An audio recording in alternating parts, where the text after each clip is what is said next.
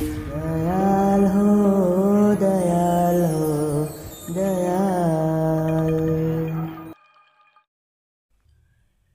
परम प्रेममय परम दयाल श्री श्री ठाकुर अनुकूल चंद्र श्रीचरण रे मोर शत सहस्र कोटि प्रणाम। परम आराध्या जगत जननी श्री श्री बड़मा श्रीचरण रे मोर शत सहस्र कोटि प्रणाम। परम पूज्य पाद श्री श्री बड़दा श्रीचरण रे मोर शत सहस्र कोटि प्रणाम। पूज्य पाद आचार्य देव श्रीचरण रे मोर शत सहस्र कोटि प्रणाम। ओ मोर ये वीडियो देखुथिबा समस्त इष्टप्राण गुरुभ्राता ओ माँ मानकु मोर अंतररु सदा प्रीति आनंदित जयगुरु भल पाइबा ओ प्रणाम निवेदन करे। बंधुगण सबुदिन परी आज भी ये जयगुरु प्रार्थना चैनल रे आपण मानकु समस्त को स्वागत। आसंतु आजिर ए सुंदर विषय वस्तुटी आरंभ करिबा। जदि ए पर्यंत ये जयगुरु प्रार्थना चैनल को सब्सक्राइब करना तेबे जल्दी जाई सब्सक्राइब कर दियंतु आ बेल नोटिफिकेशन को मध्य प्रेस कर दियंतु। सबुदिन एई भली अति सुंदर शिक्षणीय विषय वस्तु गुड़िकर शुणिबार सुजोग भी अति सहजरे पाई परिबे। एई सुंदर विषय वस्तुटी हेउची मो ठाकुर अति साधारण, तांकु केही बुझी पारंती नाही। हे मोर केते जन्म जाईछि केते जन्म जीवरे एई जन्मरे पाइछि दयाल चरणे स्थान रे। हे मोर केते जन्म जाईछि केते जन्म जीवरे एई जन्मरे पाइछि दयाल चरणे स्थान रे।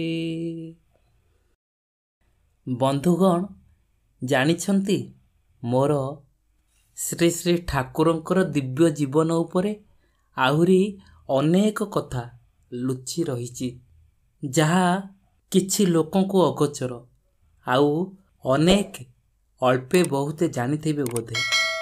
तथापि मु अबोध अज्ञानी मोर ये सूक्ष्म चेतनारे चेष्टा करिछि सेई दयाल श्री श्री ठाकुरों को बाल्य लीला ठारू आरंभ करी अंतिम लीला पर्यंत आउ पावना ठारू आरंभ करी देवघर पर्यंत जेउ अति मानवीय लीलार आकर्षण रे सेई दिव्य जीवनर मधुर परसरे समस्ते टाणी होई आसिछंती। केते जे तार हिसाब नाही। पृथ्वीर कोण अनुकोणरू अगणित मनीष, अगणित भक्त, अगणित साधु एतिकिरे सरीनी। विभिन्न देशरू विभिन्न संप्रदायरू नारी पुरुष ज्ञानी अज्ञानी महापंडित हेउ कि महामूर्ख, से साधु हेउ कि अपराधी, भक्त हेउ कि निंदुक, एमती समस्ते आसी कौन करिछंती जानती? खास एइथिपाई आसिछंती जे श्री श्री ठाकुर किछि चमत्कार करिदेबे कि, तांकर जीवन धारारे किछि परिवर्तन करिदेबे कि, तांकर साधना पद्धति रे किछि चमत्कार आनिदेबे कि? सेतिकिरे सरीनी। एसबु परे भी तार्किक पंडित माने भी छाड़ी नाहंती। सेमाने भी आसिछंती विभिन्न रूपरे विभिन्न भावभंगी रे तांकर सेई असीम ज्ञान विभूतिर अग्नि परीक्षा करिबा पाई। किंतु शेषरे कौन होईची? श्री श्री ठाकुर समस्त को भल पाइबार चाबिकाठी रे तांकु अति आदर करी पाखरे बसाइछंती। तांको सहित अनेक आलाप आलोचना भी करिछंती। ठाकुर पुणी सेमानंकर रहिबा खाइबा आदि भल मंदर कथा भी पचारिछंती। तांकर श्री चरण तले सेमाने घंटा पर घंटा दिन पर दिन बसी बसी शेषरे प्रणाम निवेदन करी फेरी जाइछंती। जेते जिए जहा कले भी जहा करू पछे से समस्तिंक दृष्टि रे थिले जणे अति साधारण मनीषटीए। एई धूलिमाटी धरणीर जाबतीय दुख ज्वाला मिलन विच्छेद आलोक अंधारर अतिक्रम करिछंती। साधारण मनीषटीए परी केतेबेले शिशु परी आनंदर हसर जुआर तो केतेबेले दुखद वेदनारे अश्रुर बन्या, କେତେବେଳେ ଶ୍ରୀମୁଖରୁ କଥାର ଅନନ୍ତ ଅଶେଷ ସ୍ରୋତ ବାଣୀ, ଆଉ କେତେବେଳେ ପୁଣି ଅସମ୍ଭବ ଭାବରେ ଗମ୍ଭୀର ନିସ୍ତେଜ ହୋଇ ଉଦାସୀନ ମନୋଭାବରେ ଚାହିଁ ରହିଛନ୍ତି ସୀମାହୀନ ଦୂର ଆକାଶକୁ। ଠାକୁରଙ୍କର ପ୍ରତିଟି ଆଚରଣରେ ଥିଲା ଅପୂର୍ବ ମନୋରମ ଭଙ୍ଗିମା ଆଉ ଅତି ସାଧାରଣ କଥା। ଯୁଗପୁରୁଷୋତ୍ତମମାନଙ୍କର ଧରାବତରଣ ପରେ ପରେ ତାଙ୍କର ମାନବୀୟ ଲୀଳା ଏତେ ସହଜ ସରଳ ଆଉ ଲୌକିକ ହୋଇଥାଏ ଯେ ଭକ୍ତ ଛଡ଼ା ଆଉ କେହି ବି ତାଙ୍କୁ ବୁଝିପାରନ୍ତି ନାହିଁ। ଏଇ ମୃଢ଼ ମନୁଷ୍ୟ, ଅଜ୍ଞାନୀ ଅହଙ୍କାରୀ ପ୍ରଭୃତି ପରବଶ ମଣିଷ ତାଙ୍କୁ ଟିକିଏ ଚିହ୍ନି ନ ପାରି, ଟିକିଏ ନ ବୁଝିପାରି ଉପରୁ ଉପରୁ ଦେଖି ନିରାଶ ହତାଶ ହୁଏ, ଆଉ ତାପରେ ମନରେ କ୍ରୋଧ ଆଉ ନିରାଶର ଭିତ୍ତି ଉପରେ ଛିଡ଼ା ହୋଇ ଅପପ୍ରଚାର କରିବାକୁ ପଛାଏ ନାହିଁ। କିନ୍ତୁ ବାସ୍ତବ ଜୀବନରେ କେହି କେହି ତାଙ୍କୁ ମଧ୍ୟ ଭଗବାନ କିମ୍ବା କୌଣସି ଅବତାର ବୋଲି କହି ପଦବନ୍ଦନା କରନ୍ତି। କିନ୍ତୁ ସେ କୁହନ୍ତି ସେଥିରେ ତାଙ୍କର କିଛି ଯାଏ ଆସେ ନାହିଁ। ଏହାଦ୍ୱାରା ସେ ଯାହା ତାଠାରୁ ବଡ଼ ହୋଇଯିବେ ନାହିଁ କି ଛୋଟ ବି ହୋଇଯିବେ ନାହିଁ। ଯେ ତାଙ୍କୁ ଯେପରି ଦର୍ଶନ କରିବ ସେ ସେହିପରି ଭାବରେ ଦୃଶ୍ୟ ବା ଦର୍ଶନ ଦେବେ। ଅମୂଲ୍ୟ ବାଣୀ ଶ୍ରୀ ଶ୍ରୀ ଠାକୁରଙ୍କ ଶ୍ରୀମୁଖରୁ ଝରି ଆସିଛି। ଅସୀମ ଯେ କାଳେ ସସୀମ ହୋଇ ସୀମାରେ ନିଅନ୍ତି ସ୍ଥାନ, ବୃତ୍ତି ଭେଦି ଟାଣ ହେଲେ ସେଠି ଦେଖିବୁ ଭଗବାନ। ଅର୍ଥାତ୍ ନିରହଙ୍କାର ନିରବଚ୍ଛିନ୍ନ ହୋଇ ପ୍ରବୃତ୍ତିକୁ ଭେଦ କରି ଅହମିକାର ପାହାଡ଼ ଡେଇଁ ନିଜର ଦୃଷ୍ଟିକୁ ପରିଶୁଦ୍ଧ କରି କେହି ଯଦି ତାଙ୍କର ଚରଣ ପ୍ରାନ୍ତରେ ନତଜାନୁ ହୁଏ, ତେବେ ସେ ଯାଇ ତାଙ୍କୁ ଦେଖିପାରିବ ବା ଚିହ୍ନି ପାରିବ। ନଚେତ୍ ସେ ଆସି ତାଙ୍କ ଲୀଳା ସମୟରେ ଥାଇ ମଧ୍ୟ କେହି ତାଙ୍କୁ ଚିହ୍ନି ପାରିବେ ନାହିଁ, କେହି ତାଙ୍କୁ ଜାଣି ବି ପାରିବେ ନାହିଁ। ଶ୍ରୀ ଶ୍ରୀ ଠାକୁର କହୁଛନ୍ତି, ଶିଶିର ବିନ୍ଦୁର ସ୍ୱଚ୍ଛତା ଯେପରି ସୂର୍ଯ୍ୟଙ୍କୁ ଅନ୍ତରରେ ଆବାହନ କରିଲା ପରି, ସେହିପରି ଭକ୍ତି ବିଶ୍ୱାସ ନିର୍ଭରତା ଭିତର ଦେଇ ମଣିଷ ଏହି ଅସାଧାରଣ ଭାବେ ସାଧାରଣ ପରମ ପୁରୁଷଙ୍କୁ ସାମାନ୍ୟ ଦର୍ଶନ କରି ମଧ୍ୟ ପାଇଛି ଅପରିକଳ୍ପନୀୟ ପ୍ରଶାନ୍ତି। ମନର ଅସଂଖ୍ୟ ଗ୍ରନ୍ଥିର ମୋଚନ ବି ହୋଇଛି। ଲକ୍ଷ ଲକ୍ଷ ମଣିଷଙ୍କର ପ୍ରଶ୍ନ ବି ଅସ୍ତ ହୋଇଛି, କାମନାର ନିର୍ବାଣ ହୋଇଛି। ଏପରି ମଣିଷ ବି ଅଛନ୍ତି ତାଙ୍କର ଗଡ଼ୁ ଗାମୁଛା ବହନ କରିଛନ୍ତି ବର୍ଷ ବର୍ଷ ଧରି, ଆଉ କେହି ହୁଏତ ତାଙ୍କର ଦିବ୍ୟ ଅଙ୍ଗକୁ ସ୍ପର୍ଶ କରିବାର ସୌଭାଗ୍ୟ ମଧ୍ୟ ଲାଭ କରିଛନ୍ତି। ମାତ୍ର ତାଙ୍କୁ ଟିକିଏ ଅନ୍ତରରେ ସ୍ଥାନ ନଦେଲେ, ତାଙ୍କୁ କାଣିଚାଏ ଭଲ ପାଇବା ନଦେଲେ, ତାଙ୍କ ପାଇଁ ନିନ୍ଦା ଅପବାଦ ନ ସହିଲେ ତାଙ୍କୁ ଦେଖି ମଧ୍ୟ ଦର୍ଶନ କରିପାରିବ ନାହିଁ, ଶୁଣି ମଧ୍ୟ ଶ୍ରବଣ କରିପାରିବ ନାହିଁ।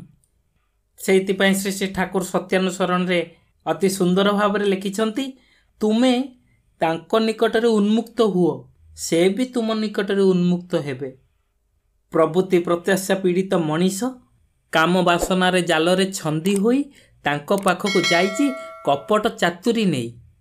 ନାନା ଚାହିଦା ତାଙ୍କ ପାଖରେ ରଖିଛି, କିନ୍ତୁ ତାଙ୍କ ଭିତରେ ଅସଲ ରୂପଟିକୁ ଦେଖିବା ସମ୍ଭବ ହୋଇପାରିନାହିଁ। ସେ କହିଛନ୍ତି, ଅନ୍ୟର ଦୁଃଖରେ ବ୍ରହ୍ମଜ୍ଞାନୀ ସାଜ ନାହିଁ, ବରଂ ସଂସାରୀ ହୁଅ। ସେ ନିଜେ ମଧ୍ୟ ଅଳସ ବ୍ରହ୍ମଜ୍ଞାନର କଥା କହିନାହାନ୍ତି।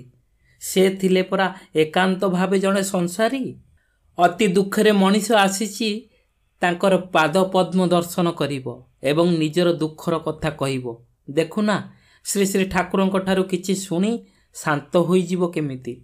କିନ୍ତୁ ଦେଖାଗଲା ହୁଏତ ସନ୍ତାନହରା ଜନନୀର ବ୍ୟଥାରେ ବା ବିଧବାର ବେଦନାରେ ମର୍ମାନ୍ତିକ ବ୍ୟଥା ଅନୁଭବ କରି ନିଜେ କାନ୍ଦି କାନ୍ଦି ଅଥୟ ହୋଇଯାଇଛନ୍ତି।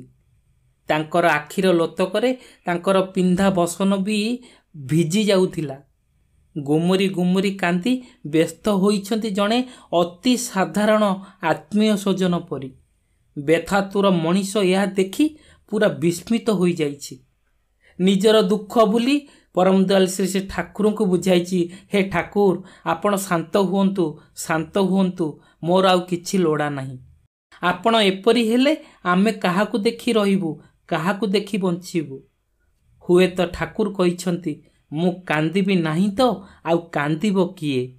ବାସ୍, ମଣିଷର ବ୍ୟଥା ବେଦନାର ଶକ୍ତ ପାହାଡ଼ ଭାଙ୍ଗି ସେଇଠି ଚୁନା ଚୁନା ହୋଇଯାଇଛି।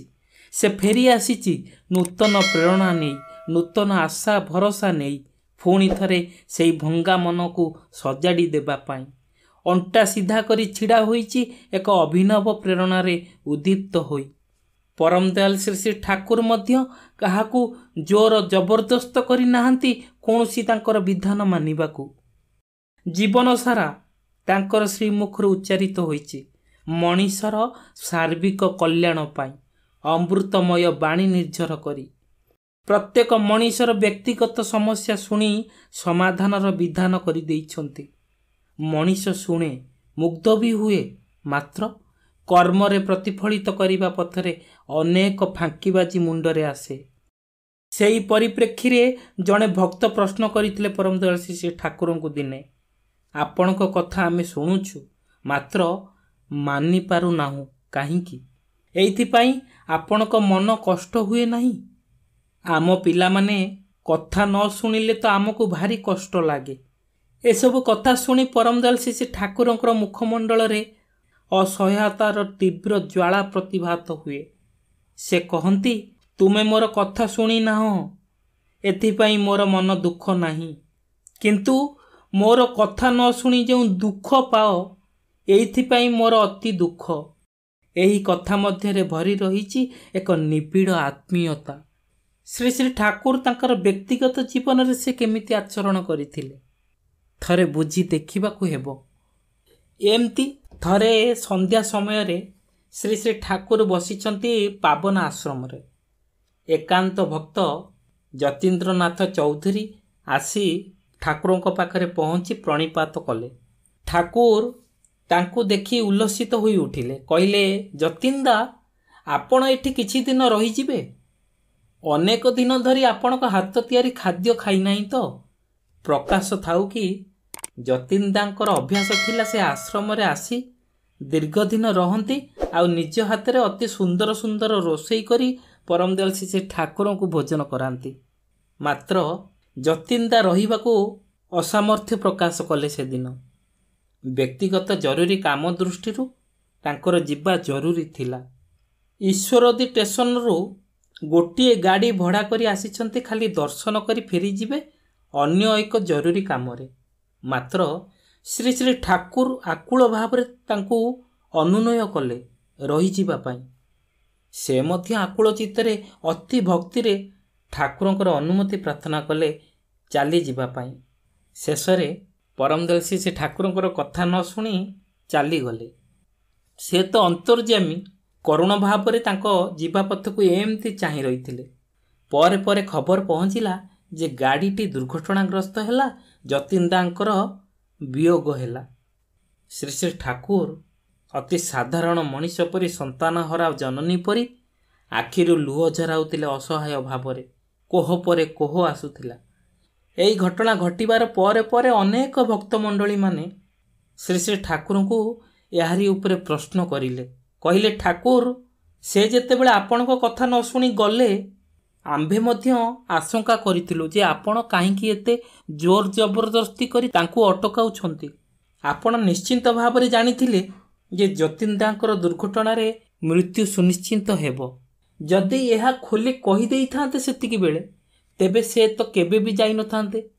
ଏହା ଶୁଣି ଠାକୁର ଅତି ଗମ୍ଭୀର ହୋଇ କହିଲେ, ମୁଁ ଏଠି ଜ୍ୟୋତିଷୀଗିରି କରିବାକୁ ଆସିନାହିଁ। ଏହାପରେ ଏମିତି କିଛି ଦିନ ବିତି ଯାଇଛି। ପରବର୍ତ୍ତୀ ସମୟରେ ସେ ଠାକୁର କହିଛନ୍ତି, ତୁମେ ଇଙ୍ଗିତଜ୍ଞ ହୁଅ। ତାଙ୍କର ମଧୁର କଥା, କଠୋର ଭର୍ତ୍ସନା, ତାଙ୍କର ହସ ହସ ମୁଖଶ୍ରୀ, ଗାମ୍ଭୀର୍ଯ୍ୟପୂର୍ଣ୍ଣ କଟାକ୍ଷ କଟୁ ବାକ୍ୟ, ତାଙ୍କର ସୋହାଗ ଆଦର ତିରସ୍କାର, ସବୁଥିରେ ତାଙ୍କର ଇଙ୍ଗିତ ଭରି ରହିଛି। ପ୍ରକୃତ ଭକ୍ତ ଯଦି ତାଙ୍କର ହୃଦୟର କଥା ନିଜର ସାଧନାଗତ ଅଭିଜ୍ଞତାରେ ଯଦି ନ ଜାଣେ, ତେବେ ତାଙ୍କୁ ସେ ବୁଝିପାରିବ ନାହିଁ। ଶ୍ରୀ ଶ୍ରୀ ଠାକୁର ଆହୁରି କହିଛନ୍ତି, ସରଳ ବିଶ୍ୱାସ ପରି ଆଉ ଚତୁରତା ନାହିଁ। ଯେଉଁମାନେ ଇଙ୍ଗିତଜ୍ଞ ହୁଅନ୍ତି ସେମାନେ ବିପଦକୁ ଫାଙ୍କି ଦେଇ ବା ପରାସ୍ତ କରି ସଫଳତାର ଲକ୍ଷ୍ମୀ ଲାଭ କରନ୍ତି।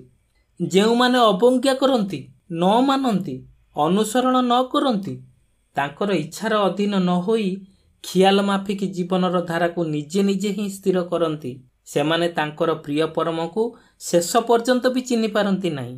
ପରମ ପ୍ରେମମୟ ଶ୍ରୀ ଶ୍ରୀ ଠାକୁରଙ୍କର ଦିବ୍ୟ ଜୀବନର ଅସଂଖ୍ୟ ଘଟଣା ଭିତର ଦେଇ ସେ ଆତ୍ମପ୍ରକାଶ ବି କରିଛନ୍ତି ଅନେକ କଥା। ଥରେ ଶ୍ରୀ ଶ୍ରୀ ଠାକୁରଙ୍କ ପାଖରେ ଅତି ଆନନ୍ଦରେ ଜଣେ ଭକ୍ତ ବି ପ୍ରକାଶ କଲେ ଯେ ଶ୍ରୀ ଶ୍ରୀ ଠାକୁର ଆଉ ରାମକୃଷ୍ଣଙ୍କ ଜୀବନ ଉପରେ ଜଣେ ଗବେଷକ ଗବେଷଣା କରୁଛନ୍ତି।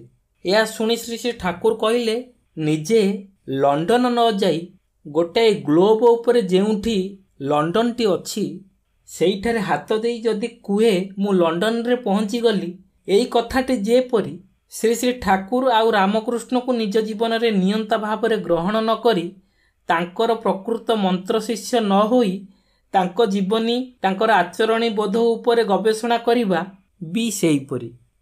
ଭାବନ୍ତୁ ତ ଦେଖି କଥା କେଡ଼େ ମାର୍ମିକ। ପରମ ପୁରୁଷଙ୍କର ମନ୍ତ୍ର ଶିଷ୍ୟ ହୋଇ ତାଙ୍କର ସାଧନାର ଧାରାରେ ଅବତୀର୍ଣ୍ଣ ହେଲେ ଯାଇ ତାଙ୍କୁ ଏକାନ୍ତ ଭାବରେ ଭଲ ପାଇ ତାଙ୍କର ଆଦେଶକୁ ପାଳନ କଲେ ଯାଇ ମଣିଷର ଦୃଷ୍ଟି ଶୁଦ୍ଧତା ଆସିବ ଏବଂ ଇଷ୍ଟ ଦର୍ଶନ ବି ହେବ। ତା ନହେଲେ ଅସାଧାରଣ ମଣିଷ ଭାବରେ ସାଧାରଣ ଏଇ ପରମ ପୁରୁଷଙ୍କୁ ଚିହ୍ନିବା ବା ଜାଣିବା ଅସମ୍ଭବ ହୋଇ ଉଠିବ। ତେବେ ବନ୍ଧୁଗଣ, ଯୁଗ ସନ୍ଧିକ୍ଷଣରେ ମଣିଷର ଚରମ ଦୁର୍ଦ୍ଦିନରେ ଆସନ୍ତୁ ତାଙ୍କୁ ପାଇ ଜୀବନକୁ ଧନ୍ୟ କରିବା। କଳିଯୁଗର ମଧ୍ୟାହ୍ନରେ ମହାପ୍ରଳୟକୁ ଅତିକ୍ରମ କରି ଅମୃତ ଜୀବନର ଅଧିକାରୀ ହେବା ଆସନ୍ତୁ। ତେବେ ବନ୍ଧୁଗଣ, ଆଜିର ଏହି ସୁନ୍ଦର ବିଷୟବସ୍ତୁଟି ଆପଣମାନଙ୍କୁ କେମିତି ଲାଗିଲା ଆମକୁ କମେଣ୍ଟ ସେକ୍ସନରେ ନିଶ୍ଚୟ ଜଣାଇବେ। ଯଦି ଏପର୍ଯ୍ୟନ୍ତ ଏହି ଜୟଗୁରୁ ପ୍ରାର୍ଥନା ଚ୍ୟାନେଲକୁ ସବସ୍କ୍ରାଇବ୍ କରିନାହାନ୍ତି ତେବେ ଜଲ୍ଦି ଯାଇ ସବସ୍କ୍ରାଇବ୍ କରିଦିଅନ୍ତୁ ଆଉ ବେଲ୍ ନୋଟିଫିକେସନକୁ ମଧ୍ୟ ପ୍ରେସ୍ କରିଦିଅନ୍ତୁ। ସବୁଦିନ ଏଇଭଳି ଅତି ସୁନ୍ଦର ଶିକ୍ଷଣୀୟ ବିଷୟବସ୍ତୁ ଗୁଡ଼ିକର ଶୁଣିବାର ସୁଯୋଗ ବି ଅତି ସହଜରେ ପାଇପାରିବେ। ତେବେ ଆଜିର ଏହି ସୁନ୍ଦର ବିଷୟବସ୍ତୁରେ ଏତିକି। ପୁଣି ଆଉ ଗୋଟିଏ ଏଇଭଳି ଅତି ସୁନ୍ଦର ଶିକ୍ଷଣୀୟ ବିଷୟବସ୍ତୁଟିଏ ନେଇ ଆସିବୁ। ସେ ପର୍ଯ୍ୟନ୍ତ ଜୟ ଗୁରୁ।